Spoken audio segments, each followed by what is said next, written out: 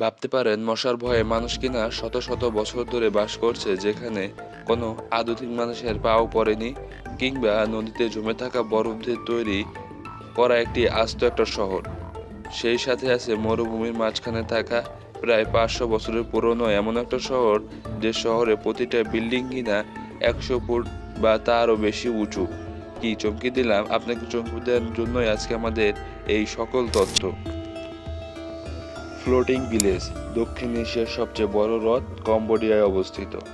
আর এই কম্বোডিয়া হ্রদের পানির ওপরেই বাস করছে প্রায় 10 লক্ষ মানুষ। তাদের প্রতিটা বাড়িকে বলা হয় বোর্ড হাউস।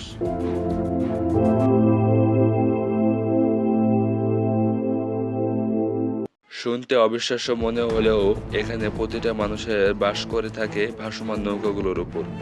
এগুলো আমাদের চোখে নৌকা মনে হলেও তাদের চোখে এগুলো বাসস্থান।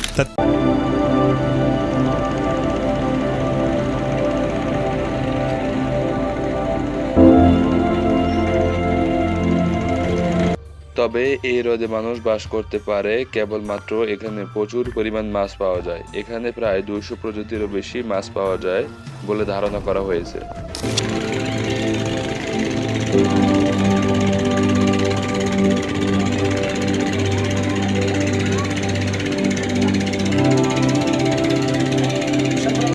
বিশাল একটা অঞ্চল ধরে বহুল জনবসতি এখানে বাস করে। তবে তাদের এই সাধারণ জীবনচিত্র দেখতে প্রায় বহুল ট্যুরিস্টের আগমন ঘটে।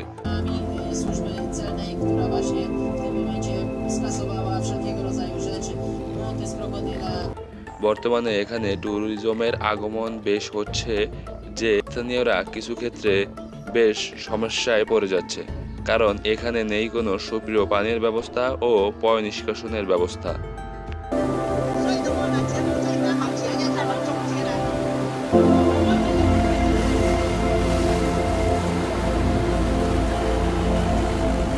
তবে এভাবেই বছরের পর বছর ধরেই স্থানীয়রা এখানে বসবাস করছে।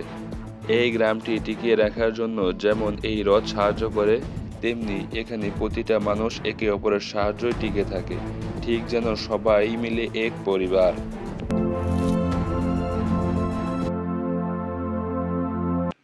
সিভন সিটি ভাবতে পারেন একটা শহর, সেটি ঠিক মরুভূমির মাঝখানে অবস্থিত। আর সেই শহরে প্রতিটা বিল্ডিং প্রায় 100 ফুটেরও উঁচু হতে পারে, প্রায় 22 তলার সমান। আর সব থেকে বেশি অবাক করা বিষয়, এই শহরটি গড়ে উঠেছিল আজ থেকে প্রায় 500 বছর আগে ইয়েমেনের মরুভূমিতে, যেটা তৈরি করা হয়েছিল শুধুমাত্র কাদামাটি দিয়ে।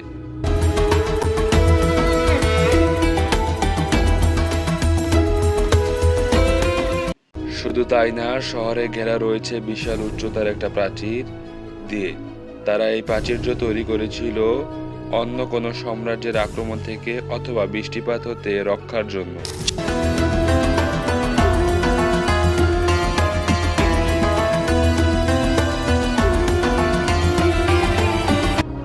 একটু লক্ষ্য করুন, কি ভাবছেন? 24 শতাব্দীতে এসেও আপনার শহর হয়তো এত পরিকল্পনা মাফিক তৈরি করা হয়নি।